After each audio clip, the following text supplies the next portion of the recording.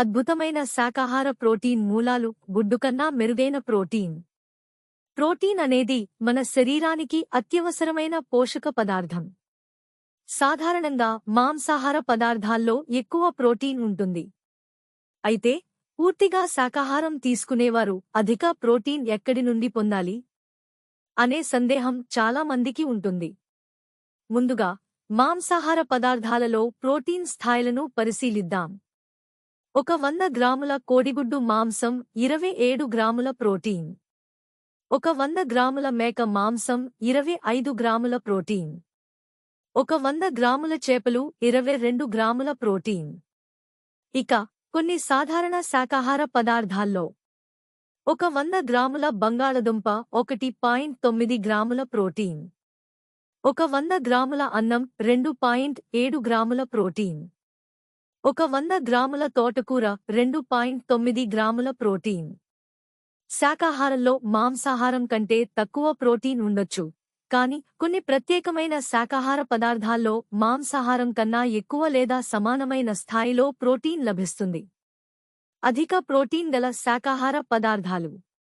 వేరుశెనగ, ground nuts. ఒక 100 గ్రాముల వేరుశెనగలో 26 గ్రాముల ప్రోటీన్ ఉంటుంది. రాత్రంతా నానబెట్టి తింటే శరీరానికి పూర్తి పోషకాలు అందుతాయి.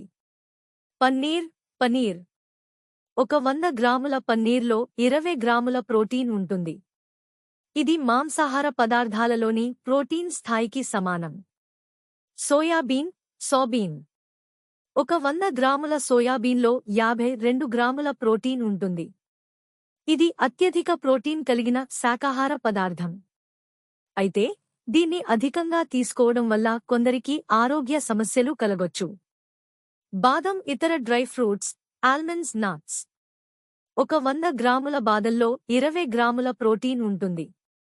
బాదం, వాల్నట్స్, క్యాష్యూస్ లాంటి డ్రై ఫ్రూట్స్ 8 గంటల పాటు నానబెట్టి తింటే శరీరానికి మరింత ప్రోటీన్ అందుతుంది. శాకాహారంలో కూడా అధిక ప్రోటీన్ లభించే ఎన్నో ఆరోగ్యకరమైన ఎంపికలు ఉన్నాయి. పోషకాహార అవసరాల కోసం కేవలం మాంసాహారాన్ని మాత్రమే ఆశ్రయించాల్సిన అవసరం లేదు. మీ రోజువారీ ఆహారంలో ఈ పదార్థాలను చేర్చుకుని ఆరోగ్యాన్ని మెరుగుపర్చుకోండి. ఈ సమాచారం మీకు ఉపయోగకరంగా అనిపిస్తే కామెంట్లో తెలియజేయండి. లైక్, షేర్ చేయడం మర్చిపోకండి.